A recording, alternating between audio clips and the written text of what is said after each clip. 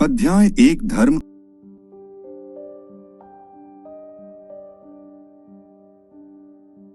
आदिकाल से ही मानव जाति की चेष्टा रही है ईश्वरोपासना, बाह्य प्रतीतियों का रहस्योद्घाटन एवं मूलभूत तत्व को ग्रहण करना। यही धर्मोत्पत्ति का कारण है। उपासक की दृष्टि स्वर्ग के अक्षय आनंद की ओर अथवा इसी प्रकार के किसी अन्य विचार की ओर रहती है जिसे वह अपना अंतिम लक्ष्य मान लेता है। फलस्वरूप विश्व में अनेक धर्मों की उत्पत्ति हुई जिनके रूप एवं आचार संहिताएं उनके महान प्रवर्तकों के निजी अनुभवों पर आधारित रहे। परंतु आज सहस्रों वर्ष के बाद भी जबकि संपूर्ण वातावरण परिवर्तित हो गया है एवं जीवन क्रम में आमूल परिवर्तन आ गया है, उन्हीं रूपों को अपनाया जा रहा है।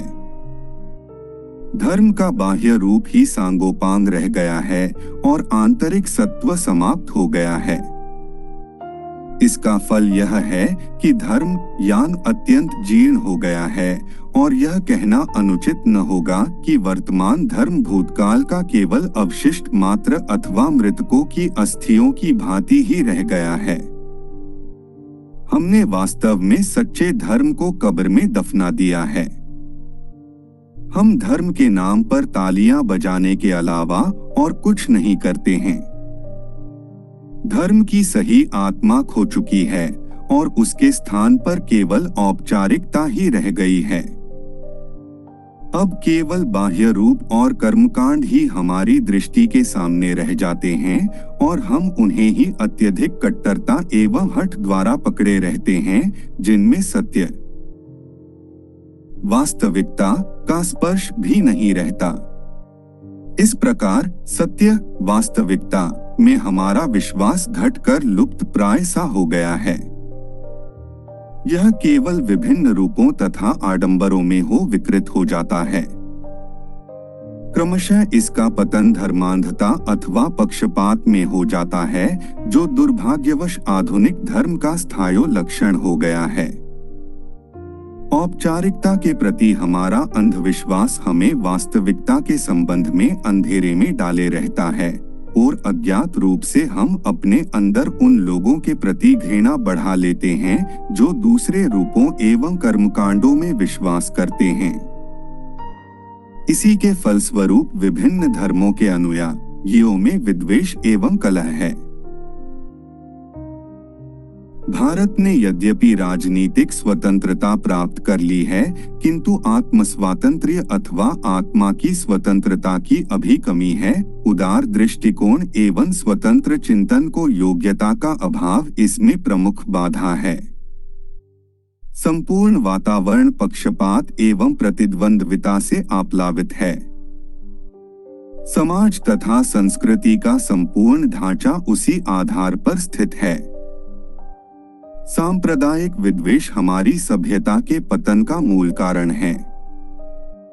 आज भारत में 3000 से कम जातियां नहीं हैं और प्रत्येक की अपनी अलग इकाई है। प्रारंभ में ये जातियां श्रम के वर्गीकरण को सुलझाने के लिए श्रमिकों एवं शिल्पियों के विभिन्न संघों के रूप में संगठित की गई थीं। किंतु आज प्रत्येक संघ अपने को शेष समाज से अलग कर लेने का प्रयत्न करता है और एक स्वतंत्र इकाई के रूप में रहकर दूसरों के प्रति घृणा एवं ईर्ष्या का भाव रखता है। इस प्रकार संपूर्ण समाज विघटन की ओर अग्रसर हो रहा है। वह समय निकट हो है जब इस दुर्गुण की शीघ्र ही समाप्ति हो जाएगी। प्रकृति इस दोष को समाप्त करने के लिए कार्यशील है। कालचक्र से कोई बच नहीं सकता। जाति विद्वेष के कोरे प्रचारकों एवं सहायकों को इसे चेतावनी के रूप में लेना चाहिए। यदि वे समय रहते अपने को सुधार नहीं लेते तो वे उसके दुष्परिणाम से नहीं बच सकते। ईश्वर की इच्छा पूर्ण होकर हो रहेगी। पक्षपात सबसे बड़ा दोष है। आध्यात्मिक जीवन के लिए तो सबसे घातक विष है। यह व्यक्ति को अपने तक ही सीमित कर देता है, जिससे वह व्यापक दृष्टिकोण के सभी साधनों को खो बैठता है। यह संकीर्णता उत्पन्न करता है और जो लोग इससे चिपटे रहते हैं, उनकी उन्नति एवं विकास की संभावनाएं विनष्ट हो जाती हैं। पक्षपात से दूसरों के प्रति घृणा उत्पन्न होती है और यह प्रच्छन्न रूप में अपने झूठे बड़प्पन की भावना के अतिरिक्त और कुछ नहीं है। यदि हम इस दोष को पालते हैं तो अहंकार की वर्तमान जंजीर में एक और कड़ी जोड़ लेते हैं। फलतः हम सत्य से दूर हो जाते हैं। असीम की उपलब्धि तो इस प्रकार और भी असंभव हो जाती है। धर्म के मूलाधार विश्व प्रेम के सर्वथा विलुप्त हो जाने पर वही धर्म जो सामान्यतया ईश्वर और मनुष्य के बीच एक कड़ी माना जाता रहा है, अब एक बाधा बन गया है। यदि हम किसी रूप अथवा क्रिया की असली महत्ता एवं अंतिम पहुंच को समझे बिना उससे अपने को बांधे रहें तो यह कदाचित हमारी बहुत बड़ी भूल होगी। ईश्वर किसी धर्म विशेष या संप्रदाय के बारे में नहीं मिलता। यह कतिपय रूप एवं कर्मकांडों में ही सीमित नहीं है, न वह शास्त्रों के पठन मात्र में ही खोजा जा सकता है। उसे तो हमें अपने हृदय के अंतस्थल में हो खोजना पड़ेगा। ईश्वर के प्रति विभिन्न प्रकार की धारणाएं हैं। लोग अपनी समझ और योग्यता के अनुसार उसे विभिन्न प्रकार से देखते हैं। ईश्वर संबंधी सबसे व्यापक स्वीकृत धारणा शाश्वत शक्ति के रूप में है, किंतु दार्शनिक विचार इससे भी आगे जाता है और निर्गुण ब्रह्मा की कल्पना करता है, जो हर प्रकार की विभिन्नताओं एवं विशेषताओं से परे हैं। वही सृष्टि का मूल कारण एवं चरम आधार है। वही समस्त बाह्य जगत का चरम क्रियाशील केंद्र अथवा चरम आधार है। वह गुण, चेतनता और गति के परे हैं। उसी को परब्रह्म भी कहा जाता है। फिर ईश्वर की धारणा चरम सत्ता रूप में की जाती है। हम सृष्टि को उसकी समस्त विभिन्नताओं एवं भेदों सहित देखते हैं और हमें इसके निर्माता एवं नियंता में विश्वास होने लगता है। उसको हम ईश्वर अथवा सगुण ब्रह्मा कहते हैं।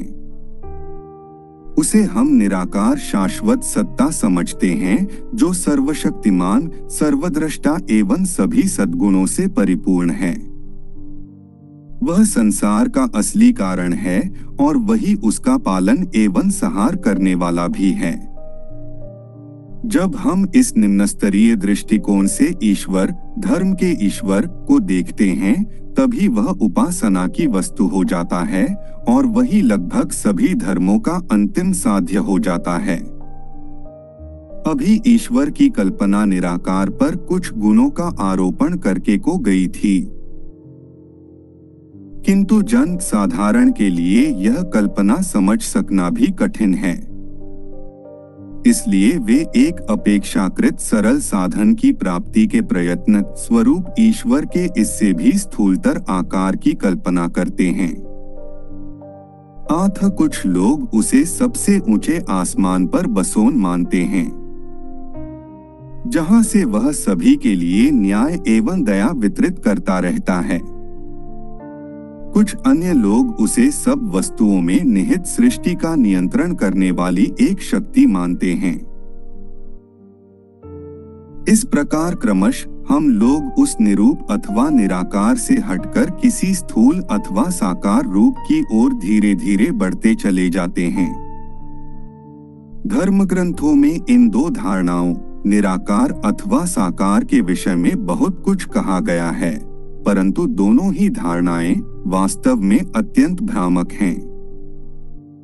वस्तुतः ईश्वर न तो निराकार है और न साकार, वरन दोनों से परे हैं। जो उसे साकार मानते हैं, वे असीम को रूप और आकार में मानो सीमित करना चाहते हैं। परिणामतः उनमें संकीर्णता उत्पन्न हो जाती है और वे सदा के लिए उन्हीं सीमाओं में बद्ध रहते हैं। यदि हम उसे निराकार मानते हैं तो भी हमारे मन में उसके सर्जक, नियंत्रक और संहारक आदि विशेषणों द्वारा सीमित किया हुआ बिंब भी उपस्थित होता है। यहाँ तक कि शक्ति या ऊर्जा के रूप में ईश्वर की परिकल्पना भी एक सीमित अवधारणा है। हम और आगे बढ़कर शून्य, नॉन-एंटिटी और जीरो की धारणा करते हैं। फिर भी हम एक प्रकार से सत्य से अभी दूर हैं। फिर वह है क्या?